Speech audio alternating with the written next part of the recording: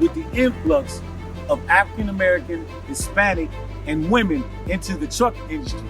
The trucking industry has taken on a whole new look. We're here on the Urban Trucker Podcast to capture each and every story inside of each and every truck. We're seeing people from our very own community, single moms and the like, become very successful in the trucking business. That story of redemption, that story of overcoming the odds, that road to success that each and every individual took to be successful in the trucking business. If you put the same amount of effort and hustle into everything else you do into the trucking industry, you're gonna make it. Everybody want to be the boss, but they don't know the boss eat last. I believe that everybody can make it in trucking, but it's the way you go. I let my business take me where I want to go. The trucking game has taken on a whole new look.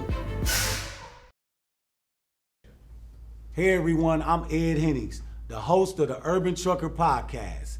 It's where we highlight the stories of the new face of trucking. The last decade or so has been an influx of people of color and women into the trucking industry. And with that has come a whole new culture, a whole new swag, a whole new face of the person that you see behind the wheel of the truck out there on that road. We like to highlight each and every story inside of each and every truck. And with that being said, today's episode of the podcast, we have a different twist to what we usually bring to the forefront in our podcast. Y'all know how I love trucking, how I'm a big advocate for people to get involved in this industry. But today we have a new face in the trucking industry that's been around, but we have today Mr. Dionysus Myers. Thanks. Did I say that right? Yep, you said it right, all right, man. man. Yeah, definitely. Thanks for having me. Thanks for appreciate it. Yep. All right, yes, man. I did my best with it, man. Hopefully I didn't butcher it all. Yeah, no, man, you did a good job. Man. Most people, man, look, they like, delicious. I'm like, hey, man, so you did a good job, right, man. okay, Definitely. Great, Yep. man. I made it through that part. All right, That's the hardest part. That's right. So, just getting in, like I said before, man, this is a different twist to what we usually talk about on the podcast. We come, all the stories we talking about, some bring tears to your eyes, some is just pretty knowledgeable, people sharing their knowledge of the industry, man. So today, with you coming on the show, and I just want to inform the people that you recently just sold your truck. Yeah, I recently just sold the tractor last Wednesday, and I'm currently looking to sell the trailer as we speak. I have a couple people that's interested in it. So, I'm just looking to pivot and take things in a different direction for right now. Not saying I won't ever come back and revisit trucking, but for right now, that's my main goal, yeah. All right, let me ask you this. How long did you have this truck on the road? Actually started around October 2018. 2018? Yep, and just took the truck off the road this past July 2000. So roughly about 4 years. About 4 years? Yeah. Wow, that's a good run. Yes, indeed. Yep. Okay, so how long were you looking at trucking, and what made you get involved in it in the first place? Man, I have an uncle. His name is Denver Woodford, man, and we grew up in the same household. My grandmother's house. So he's always been in the trucking. Okay. He'll pull up on the block, man, back in Inglewood in this big semi. We jumping in the truck with him or whatnot, riding around. So I used to see that. And I always told myself when I was younger, man, I want to drive semi trucks. Awesome. But as I got older, life kind of took me in different directions. So, it didn't pan out that I was in the truck myself, but it's always been in the back of my mind getting into the industry. Okay. So when they were working on the Dan Ryan project, there was a need for tractors as well as dump trailers. Okay. So around that time, my uncle and I started building and thinking about starting a trucking company together. Unfortunately, we didn't form things around that time. So I was able to revisit it back, in 2018. But I wish I would have jumped into the game back then, man. Right. Yes, sir. So when you started in 18, it was you and your uncle? When I started in 2018, it was just myself. Okay. Basically putting up all the capital. Okay. I did rely on my uncle for knowledge. Any questions I had as far as what type of truck to get, things of that nature, he helped me out. But basically everything was on me as far as capital. But I really wanted to start the company.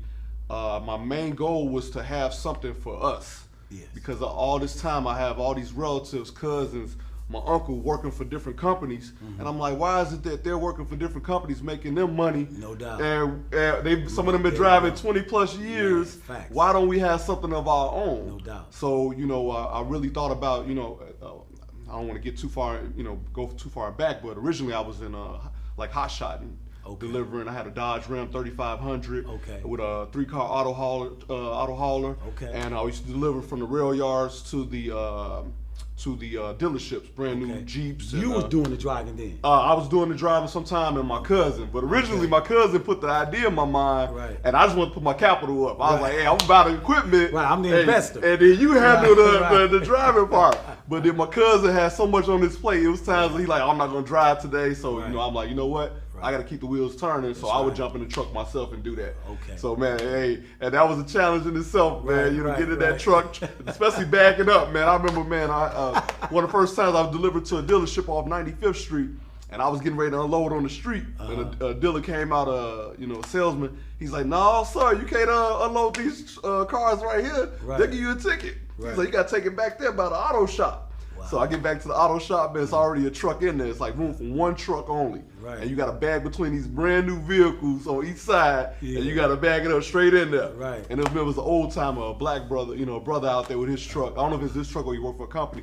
But I'm like, man, it's my first time having to bag up like this. Right. He's like, "You got it, man." He's like, I'll spot you, man. Come on. No doubt. And when I got done, he's like, "Man, you did it like you've been doing this for a long time, right. man." That's So, right. yeah. Good stuff. Yes, Good indeed. stuff, Yes, man. indeed. Good stuff. Yep. Okay, so you went from hot shotting, and then you said, you know what? I'm gonna get me a semi. Yeah. Because a lot of times with hot shotting, you would have to deliver. Sometimes you have 3 vehicles on the truck. They got to go to 3 different locations. Okay. So one day I was just going down the road. I believe I was on I-80, and I'm like, man, I'm doing all this leg work. Right. And I mean, sometimes we'd be traveling up to Sterling, Illinois, to Freeport, and I'm like, man, if I got a semi truck, then I could just go instead of less than truckloads. I could just deal with a full truckload and just make $1,000, $2,000 just going from point A to point B versus stopping at all these different points. Yes. So that was my idea. So I'm like, that's when I started thinking like to myself, hey, I should get a semi truck. Okay. Yep. Okay, going back to hot shot, something just popped in my head. Okay. Where did you get your loads from? Because I know some people go on the load board. Where do you get a load for a hot shot truck at? Well, I went in completely green, man. Didn't know anything about it. We had a gentleman that we brought the equipment from. He basically told us a little information, but I ended up linking up with a company that was that dealt with the loads out of the Elwood yard, BNSF yard out there in Elwood. So basically, they had a lock on those cars coming out of there to the dealership. Okay. Knowing what I know now, I Right. should have branched out, but I just dealt with them only. Okay. I didn't go. Were they a direct shipper? Yeah, Okay. yes, yep. Okay, So basically, to haul out of that yard, as far as I know, you had to go through this particular company. Okay. Yep. Okay. So, but I mean, knowing what I know now, about the load boards, and you know what? I take that back. Originally, we did try load boards, but a lot of time it was hard trying to find 3 vehicles going from point A to B. Right. You might find 1 or 2, but originally, I remember our first load was actually some cars from is it Copar, like where like vehicles are wrecked. Yes. And then you got to take them to a shipper or whatnot. Okay. So that was my first experience. I think we had 2 cars. I believe it was an Audi and a Mazda, some Mazda truck. It's a photo somewhere out there, man. I'm so excited, man. I finally got a load, Right, So right, yeah, we had to right. stop at 2 different stops to pick up cars, and then we ended up delivering somewhere in Bridge View, I believe. Okay. Yep. Okay. Now, fast forward. Now you getting the semis. You like, all right, I'm gonna get me a semi truck, and you mapping it out. You saying, first thing I heard was you said your cousin and you and your cousin was driving the hot shot. Yep, exactly. So when you got the semi, once again, you want to be the investor. Yes, exactly. You CEOing. You Yeah, ain't gonna yeah. be self-employed. Yeah, You finna CEO this thing. exactly. Well, another thing, I work for the railroad. I've been with the railroad for like 19 years. I'm a freight engineer for them. So, that takes up a lot of time already in itself. So I know I really didn't have the time to be Right. trying to jump into these vehicles and doing it myself. So I just kind of wanted to, have that passive income. That's It's like I tell everybody, coworkers, everyone I meet, it's okay working for someone and getting a paycheck, but you want to try to build something of your own outside of that workplace. That's right. And then you also don't want it where that employer has that little, apple over your head or dangling that fruit over you. Like, hey, man, if you want this job, you want to keep this income, that nice house you got, the cars you driving, then you better come to work, Right. And so I never really wanted that. I've seen it happen with a lot of individuals get hurt. And the company come dangling a little bit of money in front of them, and they're like, "Oh yeah, I'll take it," because they want to hurry up and get back to work. So it never was my plan to actually drive the truck myself. I just wanted to invest and just have something going on the side. No doubt. So with you, okay, you got the investor mindset. You coming in, I'm gonna get this semi truck. I'm gonna. Where do you look for the people that's gonna do the labor? People that's gonna drive it. That's a good question. The first thing I did was tapped into my friends and family. So like I went on Facebook and put a post out, hey, I'm looking for a driver or whatnot. That's where a lot of times, it's good if you can find somebody, friends and family. A lot of times they'll tell you the truth about the individual. Right. I was always nervous about just hiring a complete stranger, because this person driving all around the country in your truck, and you don't know nothing about them. I've heard stories where guys, might be hooked on substance, and then now you got to worry about or getting just leave the truck altogether. Exactly. We talking about wild stories, man. Just leave the truck, like you just left the man truck in Wyoming. Exactly, yep. And now you got to try to make your way out to the middle of nowhere to get to retrieve your equipment. Right. So, but going into it, actually, thinking back, 2018, my cousin, his name is Tom. Shout out to Tom Hardy. What's up, Tom? Yep, Tom Hardy.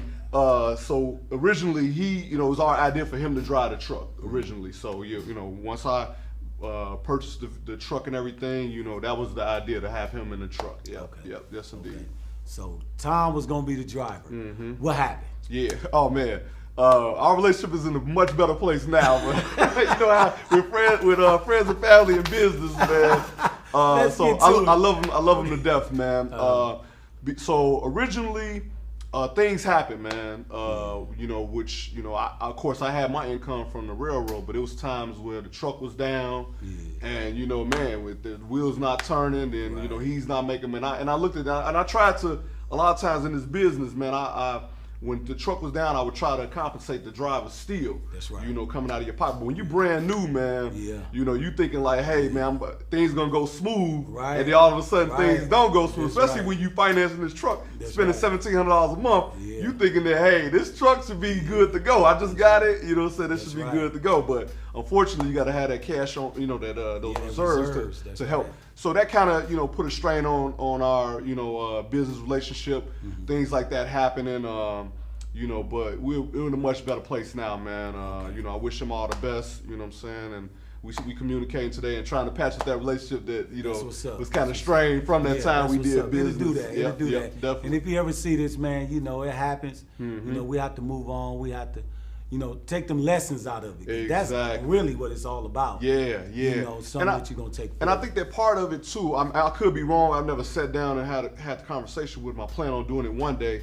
I wonder if some of it was the fact that he's my older cousin. Here he is, 13 years my elder, and doing business with my uncle who is 26 years my elder. Right. So I don't know. Of course, I never threw my weight around like this is my company, because like I say, I was trying to build it for us. No doubt. I eventually wanted to have it where, hey, you just managing the fleet. Hopefully one day we get to a fleet. And because I don't want, people don't want to be driving a truck till they 70 years old. So hopefully I was thinking in my mind we can get more trucks, and then one day you can just be managing, making sure people where they at, doing what they supposed to be doing, and I don't have to be so much dealing with the day-to-day activity. But let me tell you this: you're not alone. I started my business in 18 as well, box trucks. But I hired family and friends. Just to say that I don't know what it is about that dynamic, but you be warned about it, you be told about it, but you still go and do it. Indeed. I think because it's the path of least resistance. Yeah. The devil is better than the devil you don't know. Exactly, that's right? true. Yep. So we go to our family and friends, and it don't take long before that thing goes sour. You know, and even some people that I've hired that wasn't my family, wasn't my friend, they got on the truck, they was A1, they was good, But then we became friends, and we started hanging out. Then their work got worse. Yeah. Yep. So it's something about that Exactly, dynamic, man. yep, Like, kind of, y'all gonna do business. Yeah. If they don't have that special quality where they can still maintain, you gotta kind of stay separated. Yep. And people, like you say, that's a good point. People don't know how to separate the personal relationship from the business. That's right. So if I come to you and say, hey, man, this is happening, and it's costing us money. That's right. You know, man, or hey, he's like, I want to take off, and in my mind, I'm like, man, you taking off, I'm still spending money. And then he said, well, you took off. Well, you can't do what I do. Yeah. You know, that's what you thinking, like, well, you can't do what I do because I'm the front. I'm putting the money up. Exactly. My work is being done. My money working. And all I'm thinking about is, man, this $1,500 insurance premium is due. This $1,700 truck note is due. So you look at it, you taking some time off. I'm like, hey, man, hold on, man. You know, so, but man, like I say, man, it's you know, we go through different situations, man. We learn from them, man, and make us, you know, saying better people, better individuals. So we, you know, we move on and go from there. For sure. Well, now this is what brings me to right now the moment or the segment of this podcast that we call the truck stop moment. Okay. It's the time when somebody goes to the truck stop. They need some rest. They finna relax. They finna get something to eat.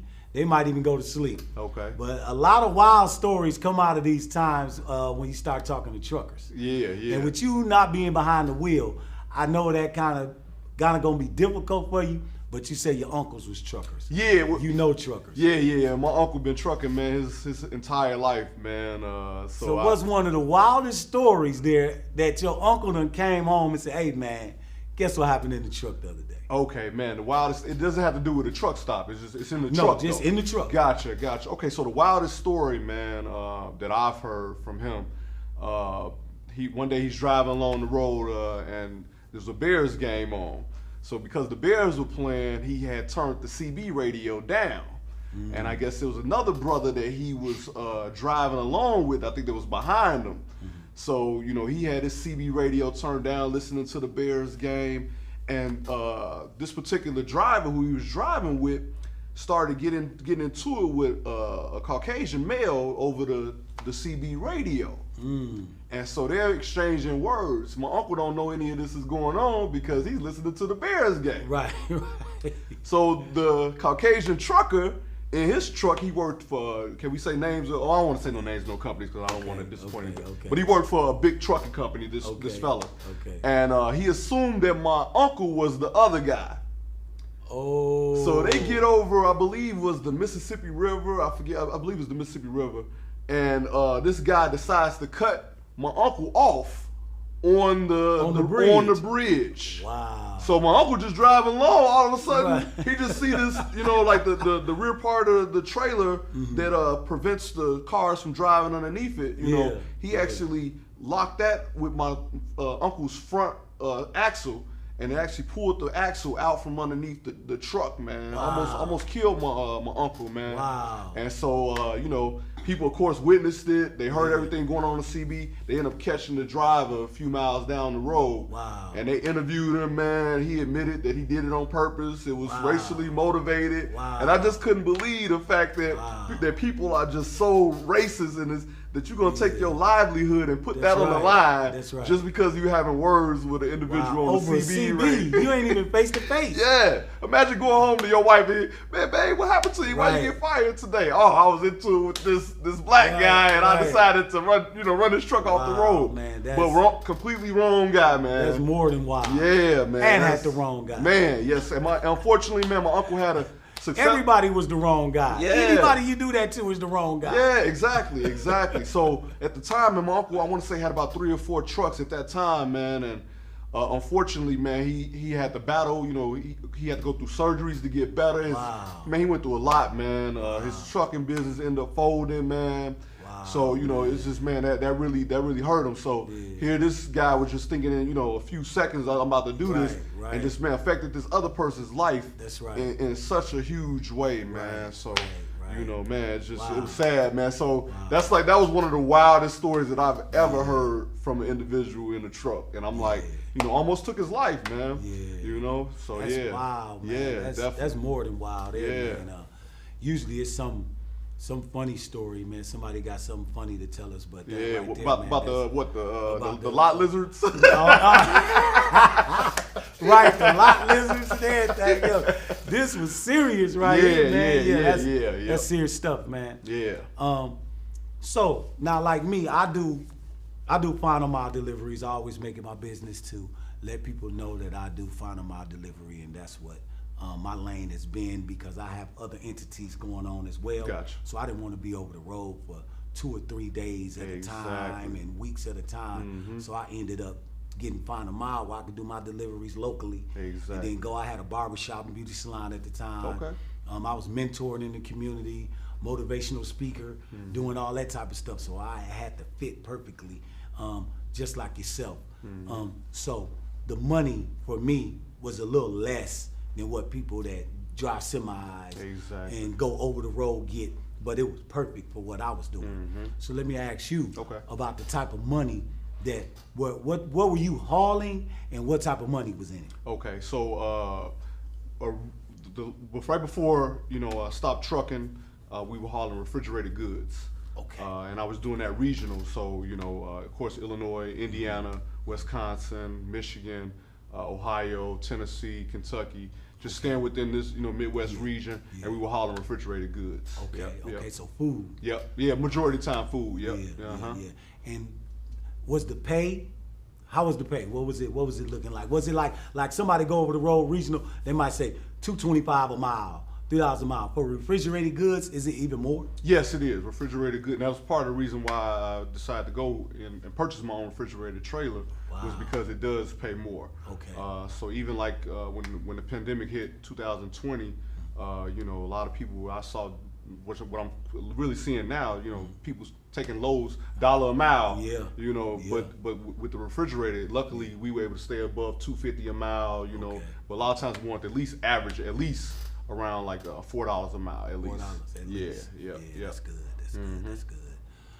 $4 a mile. Yeah, you get something like that, people be ecstatic. When I hear people, because they do get it, but when I see people do that, the people that do get $4 a mile right now, they like, I'll get $4 a mile. And they like, man, I got this load for $2. I'm doing pretty good with it. But the guy with the 4, like, man, I killed it. And unfortunately, you just don't see those rates anymore just right now because, we all in the trucking industry, we always expect for the rates to drop in the spring, but in early summer, you expect it to pick back up. But unfortunately, this year, that didn't happen. These rates stayed low. And I think large... And the fuel stayed high. Exactly, which doesn't add up for a business. Right. You can't stay in business, making less money and spending more. You can't do that. Sure. So I believe I'm not, this is just my thoughts on the situation. I believe a large part of that are so many new individuals getting into the trucking industry and not knowing, about it. That's right. So you got a person who's excited, hey, I got this truck. That's right. They get this truck and they just thinking like, man, I just want to get this truck to moving. That's right. Not thinking like, hey, if we tell these brokers, hey man, I'm not about to move this load for $1 per mile, and they can't find nobody to move it for $1 per mile, they can't do nothing but pay more. That's right. You know what I'm saying, to get somebody to move that load. That's right. But unfortunately, I think just like this industry, just like many, we got to learn to stick together, man. Yeah. And if we can learn how to stick together, then we can demand higher pay. But I believe a large part of that personally comes from a lot of people that's getting into this industry, and they just want to get the wheels to moving right away. That's right. And they're not looking at the fact that, hey, I'm basically being in the hole, taking this load. That's right. But I'm just trying to keep the wheels moving. That's right. And another thing too, I hear a lot of horror stories about these, people that's doing like lease to own, trucks too. So they got to pay that note. I know a lot of guys who talked about they were living in their truck. They don't even have a home. So you think about, man, they got to keep the wheels moving just so they can have this place to stay, truck to stay in. That's right. So unfortunately, I just think that's a large part of what's going on today. Man, until we can learn to stick together and tell these brokers and these companies that, man, we can't, ain't no way I can move that freight for that low mileage or that low pay. So once again, it's always power in numbers. Yes, it is. Always. You got the numbers, you can really make something happen. So it's no doubt about it that if we stick together as truckers, that's what podcasts like this is to do, to network, bring us all closer together, because it is cities out there that has huge trucker communities. The trucking community is reminding me right now of when I grew up in the biker community. Yeah. They were thick. Exactly. You know, they were serious dudes, and they was about that action. And the trucking community is kind of growing into that, where you got the truckers in the A down in Atlanta, the truckers in Dallas, the truckers in Chicago. I'm from Milwaukee, so I'm in Memphis now, and I'm seeing the truckers in each city, but the togetherness, especially those of us in the Midwest, Chicago, Milwaukee, Detroit, Ohio. You're not seeing us come together the way you are in Dallas and Atlanta. So yeah, definitely gotta highlight that and make note of that bringing it together is more power than when we come together. Yeah, it's always more power in numbers, man. We can go so much further as a people by sticking together versus us all being divided. No doubt. Same thing like when I first started this company, you know, it never was, I had no intention on doing it on my own. You know, I wanted to try to bring other people in. And I went to different individuals. Hey man, would you mind investing in this business? And I mean, you know, a lot of people I think want to, hey, you go and try it. And then once it's successful, then they want to jump into it with you. That's how I go. But from the beginning, nobody really want to put up that capital. And my hat goes off to a couple individuals out of people that I talked to. There were individuals who said, "Hey, man, you know, if you need anything, let me know." And I really appreciate those individuals that did. Yeah. So starting in 18, ending it, shutting it down, selling the trailer is 22. So you lasted 4 years in the trucking business before you decided to call it quits. Yep. What is the reason? Why did you have to call it quits? Okay, yeah, like I said, going back to what we said earlier, the main thing was just, you know, low rates and high fuel costs. Okay. You know, so the climate, the trucking climate, just was too much to overcome. Exactly, and then, you know, I took a large hit in 2020 when the pandemic hit. I had a driver who, you know, was like, he's a little older. He was like, man, I'm done with, you know, I can't be out here driving around this country, and I'm trying to tell him, man, that, hey, the world ain't about to shut down just because of, you know, saying COVID. Like, hey, things still got to move. You know, these trucks still got to move. That's right. So, you know, unfortunately, he ended up calling it quits, so my truck sat for a while. You know, so I took a big hit then. So it just, once again, man, I'm, you know, just kind of looking at the industry and just, man, like, I'm, you know, I wanted to bounce back. But unfortunately, by the rates not coming up, man, I'm just like, you know what? Let me just pivot. That's right. And like I say, I just voluntarily revoked my authority. So if I decide to go back into it, I can just, you know, reactivate it and get some, you know, rolling. There you go. And I already know, you know, a lot of things that I learned. So now I know things that I can just jump right in and won't have to go through all this, you know, the pitfalls and mishaps that I went through before. Good stuff, man. Well, that's I'm talking about a perfect segue into our final mile moment. Okay. And for those people that don't know what final mile is, it's the final mile of delivery. It's the last stop from whatever freight you're carrying that was on an airplane or a boat, getting to the shore, getting to the port, and then it gets in the semi-truck.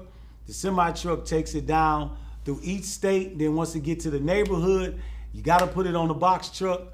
The box truck or cargo van takes it to the residence and drop it off. So with that being said, this is the final mile. We're in the home stretch of this podcast. Okay. And the final mile is usually a word of wisdom. And being that you've been in the business and that you've gotten out of business, if a person was coming to you like myself or anybody else and saying, man, what nugget do you have? I'm finna get off into this trucking business. What nugget do you have for that individual that needs something to walk away with where they're gonna be reassured that they can be successful in this business? Okay, I always go back to looking at other people's experiences. And I really enjoy what you have here with this podcast because so many individuals I follow on YouTube help me. You know, man, I tell people nowadays, man, you got all this power and information at your fingertips, just in that cell phone that you're carrying around. That's right. You could choose to use it on some BS. That's right. You know, just text it and watching, you know, TV or HBO Max, or you can use it to feed yourself. You know, so man, I love the fact that you had this platform here. But that's one of my biggest nuggets of advice to individuals. Hey man, pick up that phone, get on your computer, go to Google, YouTube, look up individuals that's in trucking. There's a lot of things that are gonna pop up. You have Facebook that has a lot of different groups on Facebook. That's right. You go ahead and join those groups and look at the conversation, the dialogue, you know, and just kind of pull out the information that you need from those platforms. That's right. Another thing, the biggest thing with anything is networking. So man, if you can surround yourself around individuals, find people in your area that's doing what you're trying to do, and getting that's already in trucking, that's been in there, that have time underneath their belt. Talk with those individuals, and it's a lot of people out here who don't mind passing on knowledge that they have and sharing with you information. Man, that's what's up, man. Appreciate that, man. Yep, That's a gem for real, because I know me, just in the last couple of months, I'm starting a new entity myself. Okay. It's called Truckerwear. All right. It's called Ed Hennings Truckerwear, and it's for, it has the shoes that's designed for truckers. Okay. Comfortable, safety, but also with the urban trucker, the new face of trucking, some swag. Gotcha. Okay. So it's not the big, bulky, Yeah. old steel toes and old Exactly. looking work shoes. Yeah, the Timberland safety Pros shoes. and all Exactly. So I added a little flavor. Gotcha. Okay. So that's what I'm bringing to the forefront. But that only happened because of what you just said. Because I was dealing with a higher level, people was having a different type of conversation. Yep. And what I learned is that when you're having a high level conversation, it produces high level thoughts. High level thoughts produce high level ideas. Exactly. And people are like, man, that's a great idea. That's because I've surrounded myself around people. We having a certain conversation, and that conversation sparks different ideas. Exactly. You know, instead of the old ideas was how to stay out of the police way. How to, you know what I'm saying? How to do something without how to getting get caught. over right. Right. So you get my Exactly. point. Yeah, So yeah. the conversation is different. So I get you about surrounding yourself around people, understanding that, hey, you got this available to you on the internet. Why are you watching cartoons when you could be listening to this individual? You could be watching the Stretch.com class on trucking. You could just tap in on it and watch this class and see if you like it, and it could help you get from A to Z in the trucking business. Yep. So you definitely understanding that whatever you surround yourself with, whatever you watch, whatever you read, whatever you listen to, that's pretty much what you're gonna end up in. Exactly. I definitely agree. So I feel you. And don't be afraid to also invest in yourself. With there's courses out there.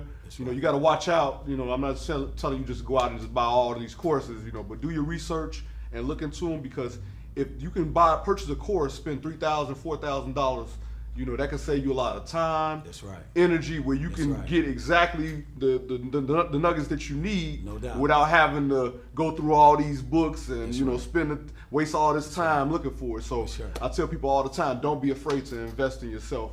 That's So man, it's a lot of gentlemen. I wish I could think of the gentleman right now who I follow, but I know there's courses out there that's available.